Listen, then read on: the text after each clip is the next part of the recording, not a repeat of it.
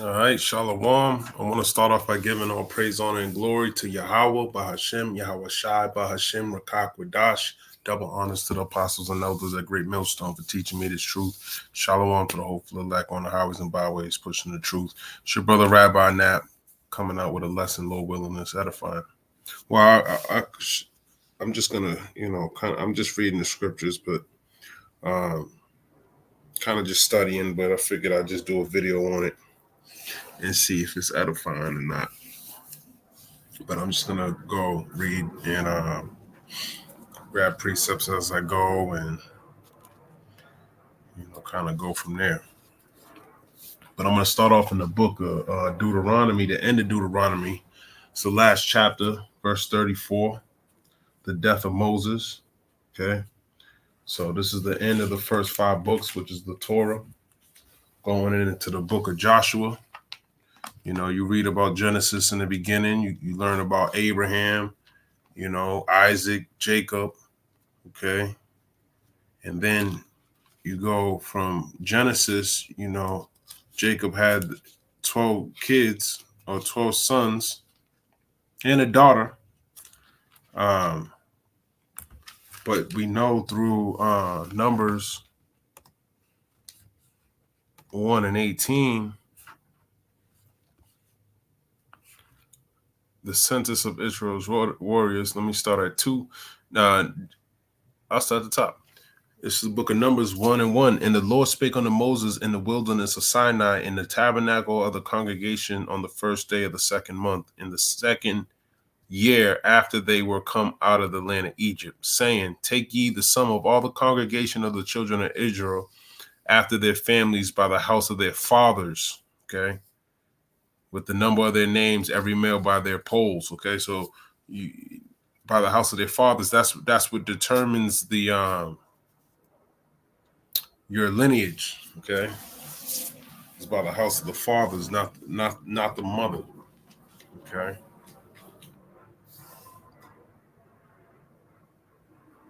Genesis, Numbers 1 and 18.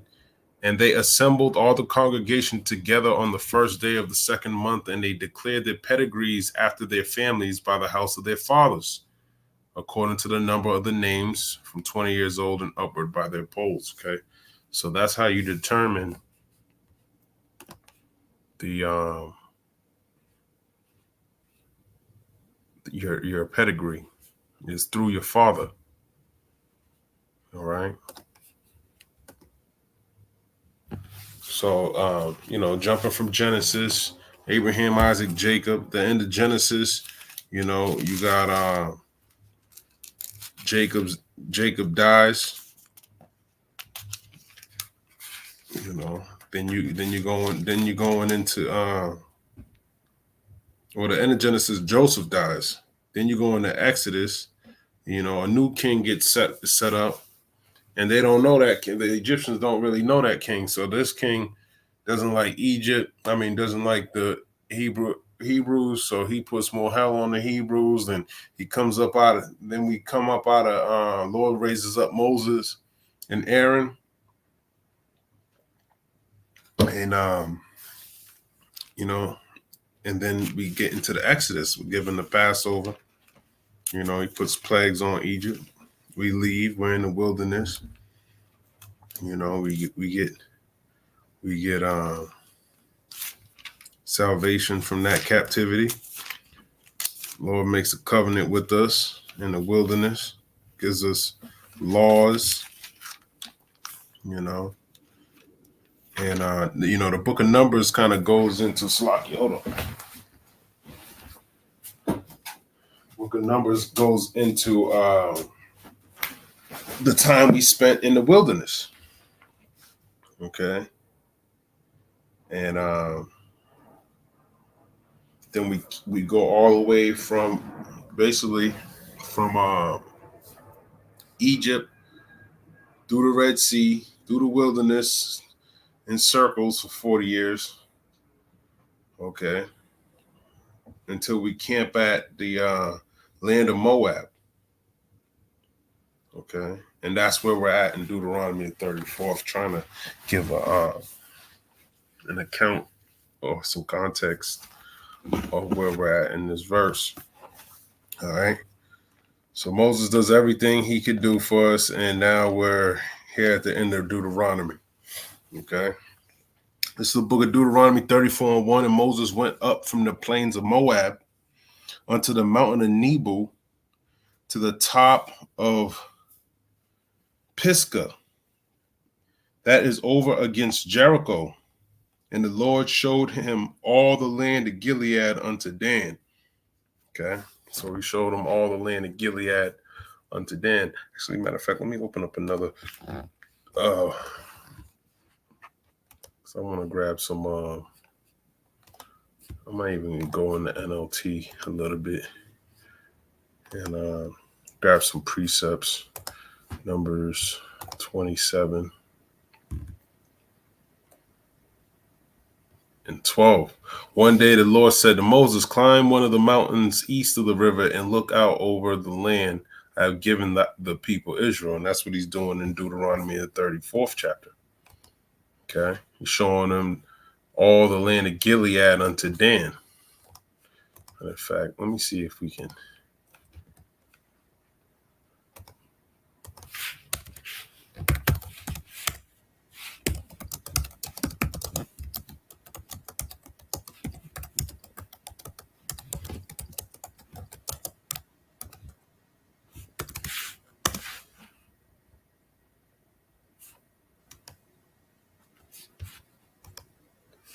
Let's see if I can get that imagery now.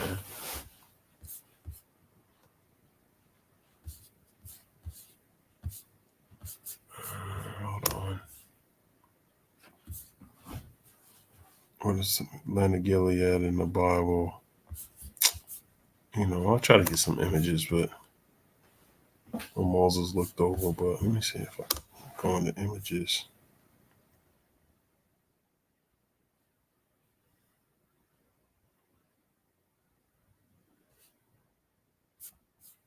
All right, probably not.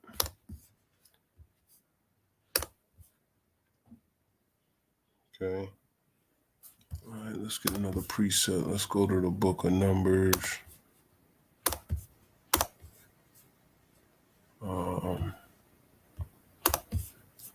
Numbers 33. That's 35, kid. 33. 47. They left Almon Diblatham and camped in the mountains east of the river near Mount Nebo. Okay, so this is a number. So it tells you, remembering Israel's journey. It says, this is the route the Israelites, this is Numbers 33:1. This is the route the Israelites followed as they marched out of Egypt under the leadership of Moses and Aaron. At the Lord's direction, Moses kept a written record of their progress. These are the stages of their march, identified by the different places where they stopped along the way. They set out from the city of Ramses in early spring on the 15th day of the first month. On the morning after the first Passover celebration, the people of Israel left defiantly in full view of all the Egyptians. Meanwhile, the Egyptians were burying all their firstborn sons, whom the Lord had killed the night before. The Lord had defeated the gods of Egypt that night with great acts of judgment. After leaving Ramses, the Israelites set up a camp at Succoth. Then they left Succoth and camped at Etham on the edge of the wilderness. They left Etham and turned back toward Pi Haroth, opposite Baal Zephon, and camped near Migdol. So it just goes all the way. Actually, so this is right after they left and before they split the Red Sea. They left Marah, camped in Elim, where there were 12 springs of water and 70 palm trees. They left Elim and camped beside the Red Sea. They left the Red Sea and camped in the wilderness of Sin. Okay, this is after they split the Red Sea and went over. They left the wilderness of Sin and camped at Dophka. They left Dophka and camped at Alush. They left Alush and camped at Rephidim, where there was no water for the people to drink. They left Rephidim and camped in the wilderness of Sinai. They left the wilderness of Sinai and camped at Kibroth Hattaavah. They left Kibroth Hattaavah and camped at Hazeroth. They left Hazeroth and camped at Rithmah. They left Rithmah and camped at... So it's just going all the way down.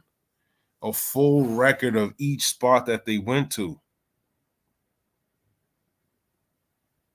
While they were at the foot of Mount Hor, jump down to Numbers 33 and 7, they left Kadesh and camped at Mount Hor at the border of Edom. While they were at foot of Mount Hor, Aaron the priest was directed by the Lord to go up to the mountain, and there he died. This happened in midsummer on the first day of the 5th month, on the 40th year after Israel's departure from Egypt. Aaron was 123 years old when he died there on Mount Hor. At the time of the Canaanite king Arad, who lived in Negev in the land of Canaan, heard that the people of Israel were approaching his land. Meanwhile, the Israelites left Mount Hor and camped in Zalmunna.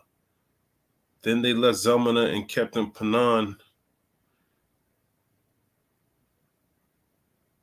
And this is where they're in Mount Nebo, according to Deuteronomy, the 34th chapter. Okay. As a matter of fact, let's go to Deuteronomy 32.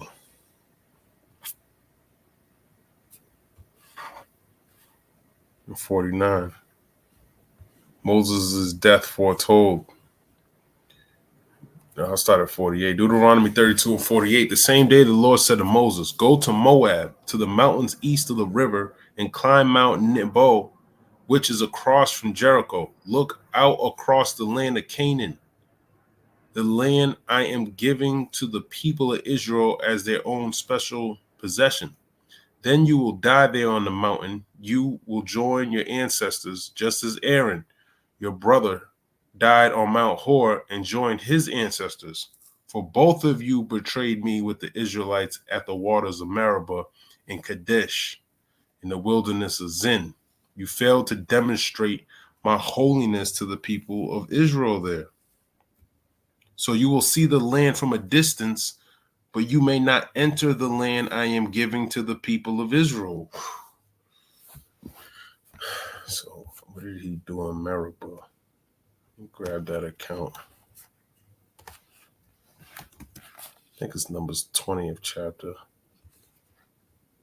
Yeah, let's jump there. Numbers 20. Moses strikes the rock. Yeah, let's read that. Numbers 20 and 1. In the first month of the year, the whole community of Israel arrived in the wilderness of Zin and camped at Kadesh. While they were there, Miriam died and was buried. There was no water for the people to drink at that place, so they rebelled against Moses and Aaron. The people blamed Moses and said, if only we had died in the Lord's presence with our brothers. Why have you brought the congregation of the Lord's people into the wilderness to die along with our livestock? Why did you give us leave? Why did you make us leave Egypt and bring us here to this terrible place? This land has no grain, no figs, no grapes, no pomegranates, and no water to drink. Moses and Aaron turned away from the people and went to the entrance of the tabernacle, where they fell face down on the ground. Then the glorious presence of the Lord appeared to them. And the Lord said to Moses, you and Aaron must take the staff and assemble the entire community. As the people watch, speak to the rock over there, and it will pour out its water. You will provide enough water from the rock to satisfy the whole community and their livestock. So Moses did as he was told. He took the staff from the place where it was kept from the Lord. Then he and Aaron summoned the people to come and gather at the rock. Listen, you rebels, he shouted. Must we bring you water from this rock? See, that's the point. Let's keep going. Then Moses raised his hand and struck the rock twice with the staff, and water gushed out, so the entire community and their livestock drank their fill. But the Lord said to Moses and Aaron, because you did not trust me enough to demonstrate my holiness to the people of Israel, you will not lead them into the land I am giving them. This place was known as the waters of Meribah, which means arguing, because there the people of Israel argued with the Lord, and there he demonstrated his holiness among them. Okay. So he said he took credit for it in verse number 10. Must we bring you water from the rock? Meaning Moses and Aaron, like they gave him water from a rock through their own power. And when the Lord wanted to use him, Moses and Aaron, as a way to show his power. Okay.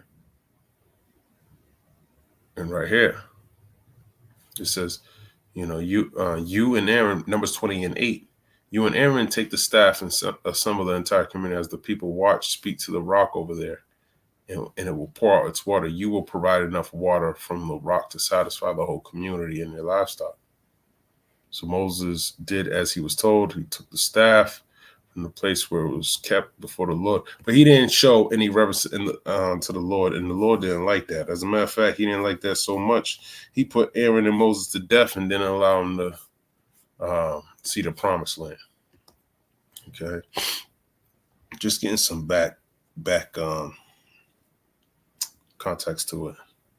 So let's jump to Deuteronomy 34:2. In all Naphtali and the land of Ephraim and Manasseh and all the land of Judah unto the utmost sea. In the south, actually, hold on. In the utmost sea, hold on. Deuteronomy 11. Now, the reason why I'm jumping to these precepts, because my Bible has precepts in it, and that's what I'm grabbing. Okay, I'm not pulling these precepts out of my ass. Okay, Deuteronomy, and it's recommended. Brothers put me on. It's good to find a Bible with precepts in it. It goes a long way when it comes to your studying. You can find sometimes these precepts be on point, man. So that's why I'm grabbing them, because this can help with your studying. This is book of Deuteronomy 11:24. Wherever you set foot, that land will be yours. Your frontiers will stretch from the wilderness in the south to Lebanon in the north, and from the Euphrates River in the east to the Mediterranean Sea in the west. Okay. Oh, Slack, I didn't even see it. That was Deuteronomy 11 and 24. Okay.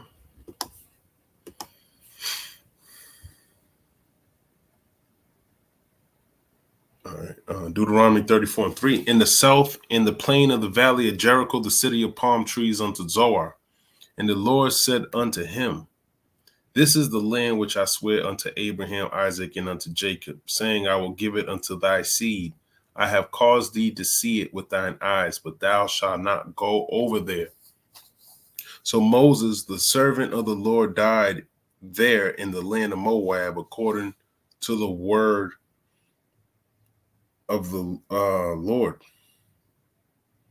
Salakia, hold on. Deuteronomy 34:4 at the end, I have caused thee to see it with thine eyes, but thou shalt not go over there. So, fulfilling what he said in, I believe that was Deuteronomy 32:49. But he said he gave it to Isaac and Jacob. That's in Genesis the 12th chapter. I'm gonna get straight to the point. Genesis 12. Actually, I'm not. I'm gonna go start from the top. Genesis 12:1. As a matter of fact, What's Acts 7, 2 to 5? Stephen addresses the council. Acts 7 and 1. Then the high priest asked Stephen, "Are these accusations true?" This was Stephen's reply: "Brothers and fathers, listen to me. Our glorious God appeared to our ancestor Abraham in Mesopotamia before he settled in Haran. God told him, 'Leave your native land and your relatives and come into the land that I will show you.' So Abraham left the land of the Chaldeans and lived in Haran until his father died. Then God brought him here to the land where you now live. But God gave him," and that was Jerusalem. That was Israel. Acts takes place in Jerusalem. "But God gave him no inheritance here, not even 1 square foot of land. God did promise, however, that eventually the whole land would belong to Abraham and his descendants, even though he had no children yet." Okay. And that was Stephen before he got stoned. He was going into the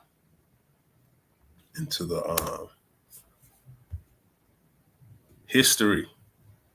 Okay. As a matter of fact, let's go to Genesis 11. After the Tower of Babel, it goes into the lineage. All right. The family of Terah. Terah is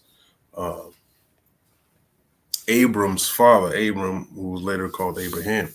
This is the account of Terah's family. Terah was the father of Abram, Nahor, and Haran was the father of Lot.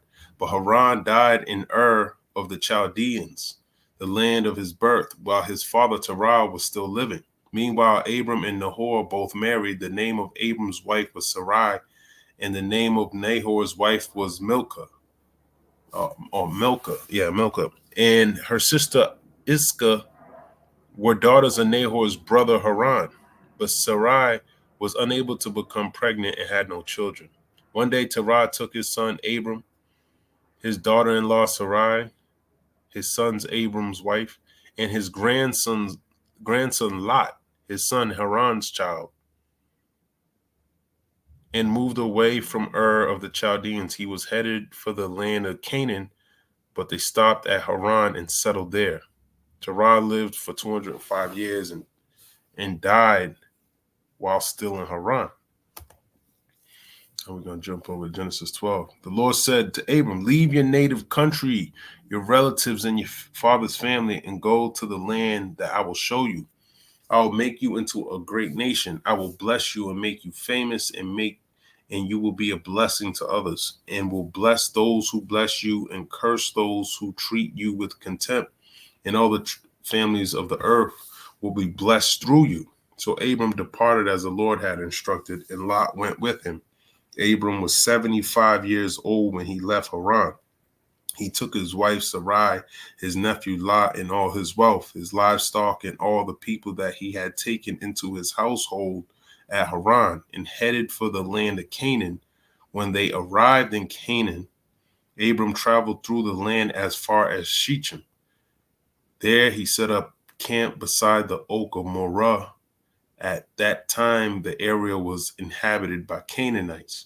Then the Lord appeared to Abram and said, "I will give this land to your descendants." And Abram built an altar there and dedicated it to the Lord who had appeared to him.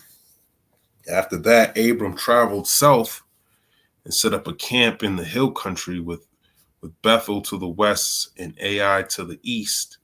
There he built another altar and dedicated it to the Lord, and he worshiped the Lord.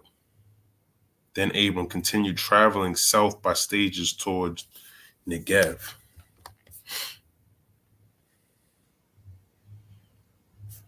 Okay.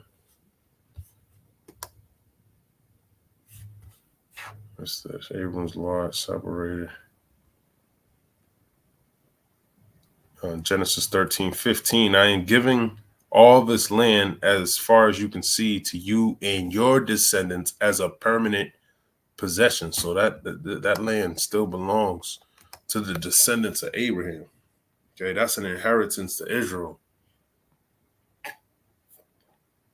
from the Most High. Okay.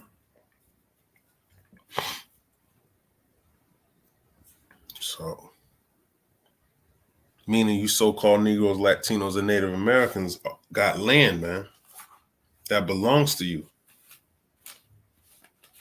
Okay? And someone's occupying your land right now. But let's keep going. That's for another story, you know. Deuteronomy 34:5. So Moses, the servant of the Lord, died there in the land of Moab, according to the word of the Lord. And he buried him in a valley in the land of Moab, over against Beth Peor.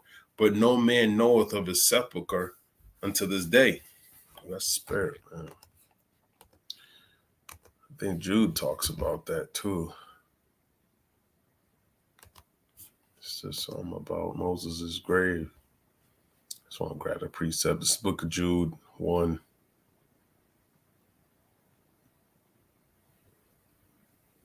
And 9. But even Michael, one of the mightiest of the angels, did not dare accuse the devil of blasphemy, but simply said, "The Lord rebuke you." This took place when Michael was arguing with the devil about Moses' body. That's not a good translation. Let me get that in the KJV. He would not dare accuse the devil of blasphemy. Yeah, so that's why, you know, the NLT goes off sometimes, but it has some in other areas it's really good. But all of them go off, even the KJV. So you gotta have a good understanding. But the NLT is a lot better than a lot of these other books that are out there. Jude 1:9. In the New King James Version, let me try this. It says, "Yet Michael the archangel, in contending with the devil when he disputed about the body of Moses, dared not bring against him a reviling accusation, but said, 'The Lord rebuke you.'" I don't know what that means. I'm not even gonna front. Let me see if we can get some context on that. Actually, let's see what Esau's got to say about that. I don't really know, because it just says that, and that's it. What's that, Jude? Let's see what it says. And you can take this with a grain of salt. I'm not. Sometimes he's on point, sometimes he's off. Okay, so you got to be. It says this is an enduringworld.com. This is just commentary from David Guzik. You know, he has a lot of. He's well known with his commentary and stuff. Edomite. He goes off on a lot of ideas, but there's a lot of things you could tell he kind of knows the truth, but you know, or maybe he does, I don't know, because it seems like they'll go off. They'll be breaking down the Old Testament right, then they'll go to the New Testament and go completely left. So, you know, so it's actually better for the Old Testament more so than the New Testament. When it comes to the New Testament, you really gotta listen to the brothers at Great Millstone, man, to get some direction on where to research information. Okay, they're always bringing out certain books you can buy. I got a small collection of books, less than 10 books, not a big, huge collection of books, but you know, as a matter of fact, I got this book I bought. I'm gonna actually see what it says in here too about this book of Jude, and see if I can see book of Jude. What page is that? Let's see. I might have something good.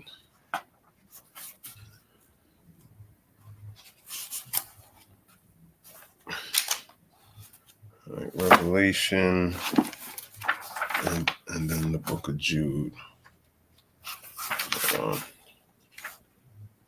Let's see what it says. John 3, Jude. Michael's contention with the devil. Now I'm reading the Haley's Bible Handbook. It's HALLEYS. Let me see if I can get a picture of it. I didn't read it yet, but just to show Haley's Bible Handbook. Yeah, it's a little cheap book, but it got so mine kind of looks like this. This is the one I got right here. And I'm on page 681. It says Michael's contention with the devil. Michael is mentioned in Daniel 10 and 13. I just want to grab it.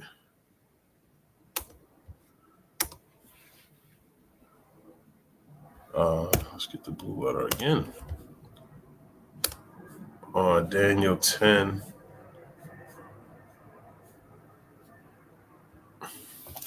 Where is it?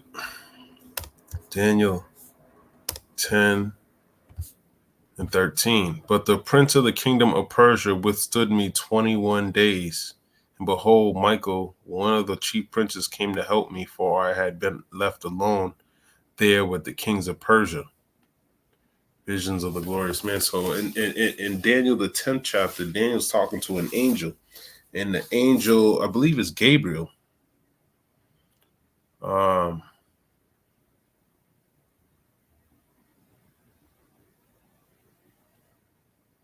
believe it's Gabriel. But Gabriel's telling him how he's, he was pretty much working on the minds of the Persians.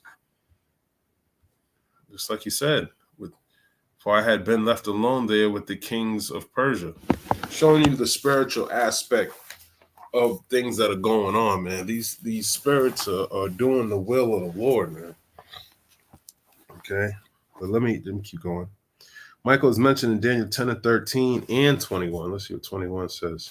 But I will tell you what is noted in the scripture of truth. No one upholds me against these except Michael, your prince. Okay, when you read the 10th chapter, going into the 11th, the angel pretty much admits that they're they're pretty much working on the minds of these kings. And then when you go into Cyrus sent a decree for Israel to build the second temple, and Gabriel is pretty much saying in this chapter that he pretty much has something to do with that. I don't know how it is in the spiritual realm, but it seems like there's like a battle, and how I think of it is, there's, these kings be having demons on them, and through the spirit, these spirits need to conquer those demons in order to get that vessel to do the Lord's will. Okay. So, and Cyrus was prophesied, but let me keep reading. This is Michael's contention with the devil. It says Michael is mentioned in Daniel 10 and 13 and 21 as a chief prince, and in Revelation 12 and 7 as leader of angels, but only in this passage is he called the archangel. Moses' burial is told in Deuteronomy 34, 5 through 7. We're reading about that. But Michael's dispute with Satan about Moses' body is not there mentioned. Origen says that Jude's statement is a reference to a passage in the apocryphal book, The Assumption of Moses, which was written about the time of the birth of the Mashiach, only a part of which book is now extant, and which extant part has no such passage. Jude may have had knowledge of the incident from other sources. Josephus says God hid Moses' body lest it be made an idol. Possibly Satan wanted it to tempt Israel into idolatry. And that's deep. Jude's use of the incident seems to sanction its historicity. It served as an example against the sin of railing. Even the archangel, highest of creatures, did not rail at the devil, the most degraded of creatures. Ooh, that would have been deep. Using Moses' body as an idol, that's some serious idolatry right there, man. You know, a lot of these Old Testament devils would that's, and Michael had to go stand up for that, man. That's deep, man. That's deep. You know. But it made me think of the Transfiguration.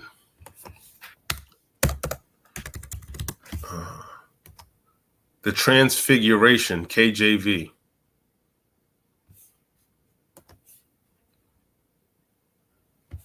Okay, saying Matthew 17. Made me think of this. Let me just grab it. I know we're going on. I'm just going with the spirit, man. I really just want to read the Transfiguration of a Mashiach. Now, after 6 days, Yahushua took Peter, James, and John, his brother, led them up on a high mountain by themselves, and he was transfigured before them. Now, transfigured means, let's look at that word, transfigured. Actually, we can just grab it out the blue letter, actually, can't I? Let's see what it says. Oh, I'm in the New King James. I don't know if that'll... Oh, let's show me. Let's see what it says. To change into another form, to transform, to transfigure. Mashiach's appearance was changed and was resplendent with divine brightness on the Mount of Transfiguration. Okay. So this means to be changed. His face shone like the sun, and his clothes became as white as the light. And behold, Moses and Elijah appeared to them, talking with them. Okay. Then Peter answered and said to Yahushua, Lord, it is good for us to be here. If you wish, let us make here the 3 tabernacles, one for you, one for Moses, and one for Elijah. Okay, so that would, you could tell even Peter was deceived. While he was still speaking, behold, a bright cloud overshadowed them, and suddenly a voice came out of the cloud saying, this is my beloved son in whom I am well pleased. Hear him. Yeah, you know, Moses represents the commandments. Elijah represents the prophecies, okay? Because Elijah is John the Baptist, if you could receive it. Okay, and what did John the Baptist do? He prepared the way for the Lord. Okay. Where was I? Matthew 17:6. And when the disciples heard it, they fell on their faces and were greatly afraid because, of course, see that cloud, man. When they had lifted up their eyes, they saw no one but Yahushua only. Now, as they came down from the mountain, Yahushua commanded them, saying, tell the vision to no one until the Son of Man is risen from the dead. And the disciples asked him, saying, why then do the scribes say that Elijah must come first? Yahushua answered and said to them, indeed, Elijah is coming first and will restore all things.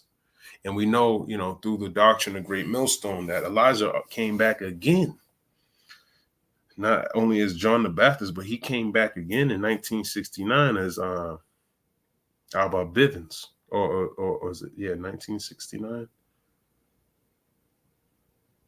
Yep. It's Abba Bivens. And that's how we got this. And that's how this truth got over through the Great Millstone. And that's how the apostles got it. And it got passed down to whoever got it now. Pretty much everyone else, you know, whether they reverence and show respect on the Great Millstone, I got to, you know, if it wasn't for them, man, they might have saved my whole, you know, they might have got me salvation, you know. So I'm going to, you know, Lord will always show respect to those brothers. That's a mighty thing they're doing, man. A mighty, mighty thing, man. You know, there ain't nothing better than knowing who you are, man. Waking up out of how crazy this damn world is, man. But I say, Matthew 17:12, but I say to you that Elijah has come already, and they did not know him, but did not but did to him whatever they wished. Likewise, the Son of Man is also about to suffer at their hands. Then the disciples understood that he spoke to them of John the Baptist. See?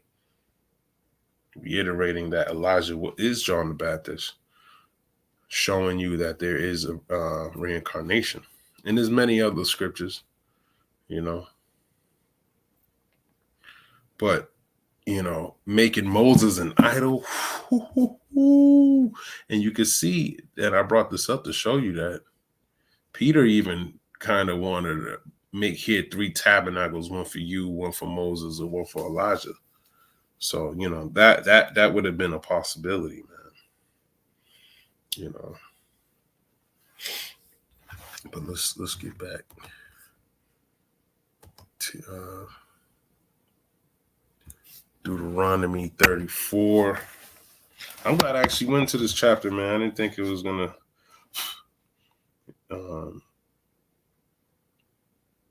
I just wanted to read, but that's the beauty of reading and studying, man. Because as you read, more and more things just stop popping up to you, man. All right. So Deuteronomy 34, and I'll read 5. So Moses, the servant of the Lord, died there in the land of Moab, according to the word of the Lord. Okay, according to the word of the Lord. Okay.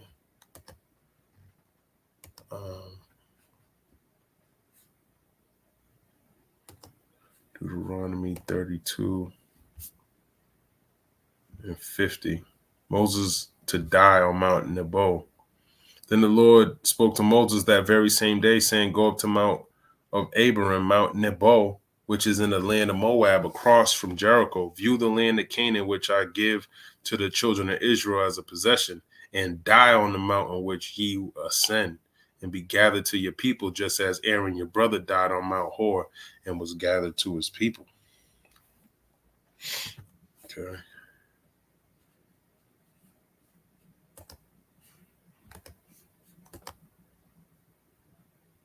I'm just grabbing precepts out of my Bible. God's commission to Joshua. It says, Joshua 1:1, after the death of Moses, the servant of the Lord, it came to pass that the Lord spoke to Joshua, the son of Nun, Moses' assistant, saying, Moses, my servant, is dead.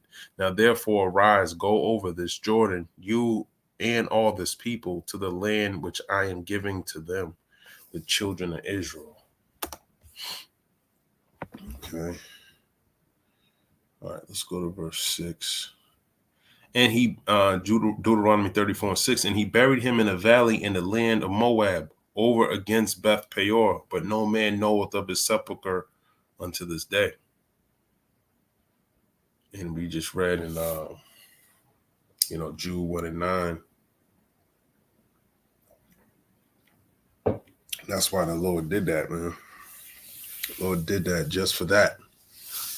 See, it's showing you, man. Lord's doing something in the spirit, man. He don't do anything for no reason. Okay.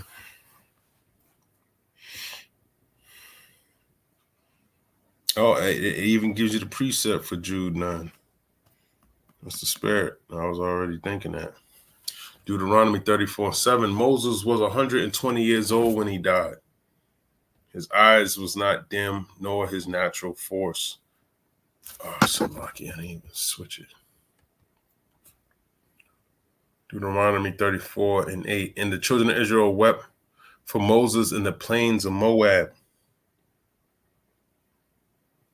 30 days.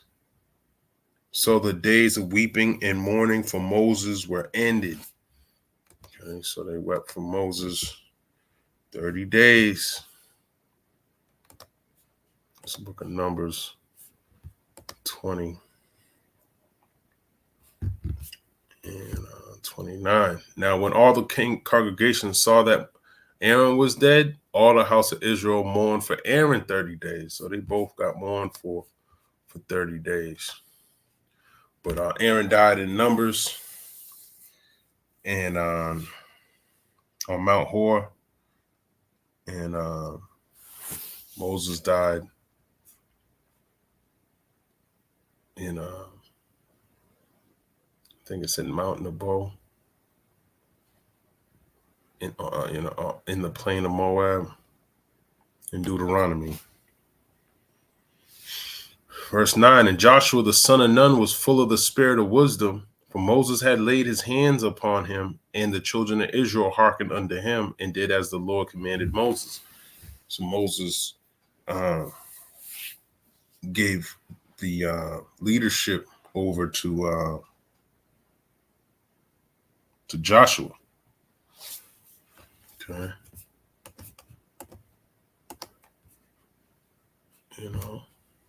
For Israel to follow him. And the Lord was dealing with him. He said the Spirit was on him. This is Isaiah 11:2. The Spirit of the Lord shall rest upon him, the Spirit of wisdom and understanding, the Spirit of counsel and might, the Spirit of knowledge and the fear of the Lord. This is the reign of Jesse's offspring. There shall come forth a rod from the stem of Jesse, and a branch shall grow out of his roots. Let's talk about Yahushua and Joshua, whose name also means the deliverer. Okay. They call him Yeshua, But they say that Joshua, the translation of Joshua in the Greek is Jesus. But Joshua goes back to Yahushua. All right. And there's a couple of Joshuas or Yahushuas or Jesuses in the book. Okay. So but you don't know that by reading it verbatim. You got to go into Hebrew. Okay. Actually, there was another precept I want to get.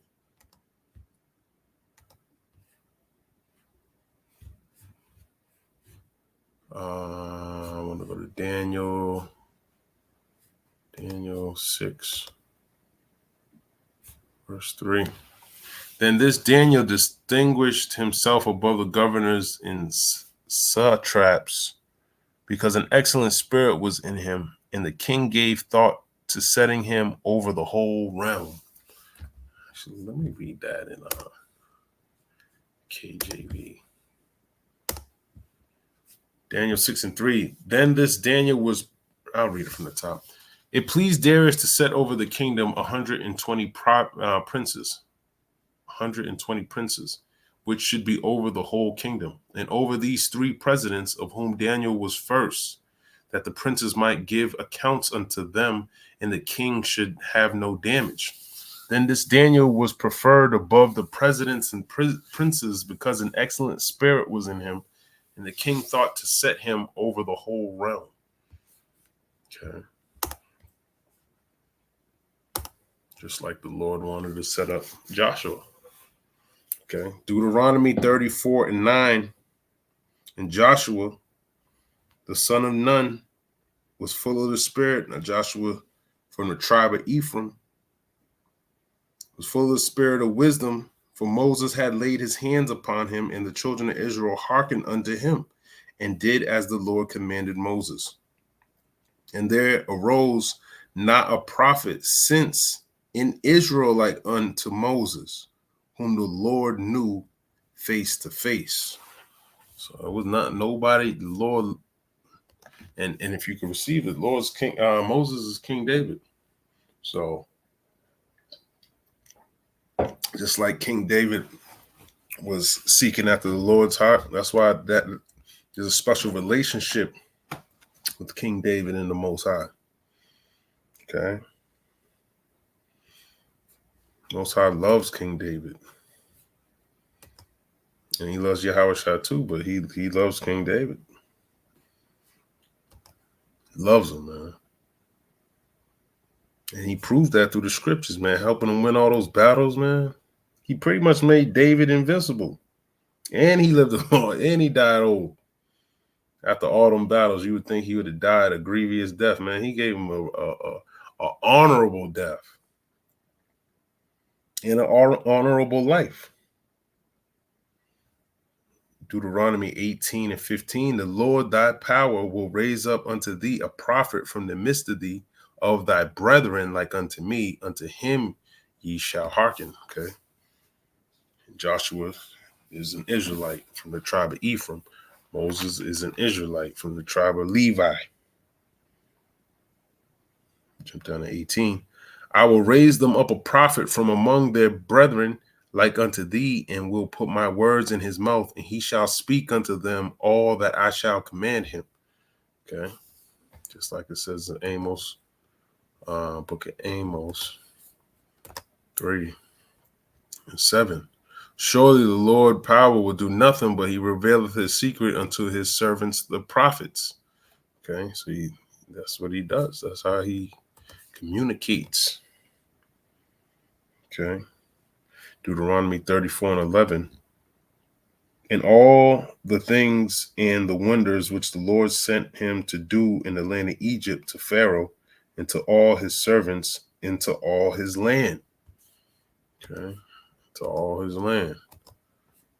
Deuteronomy 4:34. I started 33. Did ever people hear the voice of the Most High speaking out of the midst of the fire as thou hast heard and live? Or have the Most High essayed to go and take him a nation? Hold on, I want to see what this word essayed means.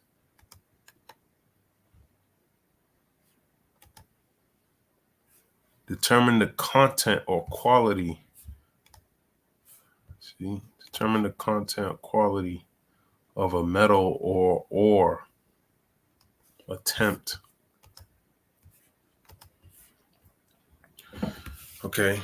Or have God essayed to go, essayed meaning an attempt to go and take him a nation from the midst of another nation by temptations, by signs, by wonders, and by war, and by a mighty hand, and by a stretched out arm, and by great terrors, according to all that the Lord your God did for you in Egypt before your eyes. Okay. That was the precept in my Bible for Deuteronomy 34:11. Let's read that again. And all the signs and the wonders which the Lord sent him to do in the land of Egypt to Pharaoh and to his servants and to all his land. Yeah, he did a lot of signs and wonders, and splitting the Red Sea, killing the firstborn of the Egyptians, the plague of frogs, the darkness for 3 days, the apparitions, okay, the death angel, the locusts, the water turning to blood, the snakes with the rods. He did a lot in the land of Egypt. Okay. And all the signs and the wonders. Okay. Deuteronomy 34:12. And in all that mighty hand and in all the great terror which Moses showed in the sight of all Israel. Okay. And Moses showed a lot of, he's done a lot, man, for the children of Israel. You can read about plenty of accounts that he did. But most importantly, the Lord was dealing with him for him to do all of these things. So it wasn't by his own might, smiting the rock. That's what got him put to death. But that was showing how much the Lord was dealing with him during that time. Him and Aaron. Him being able to go up to Mount Sinai. That was a scary sight, man. Having his face to shine and being able to go up there and not eat or drink for 40 days. That's crazy, man. But I'm gonna end it there. Lord willing, that was edifying.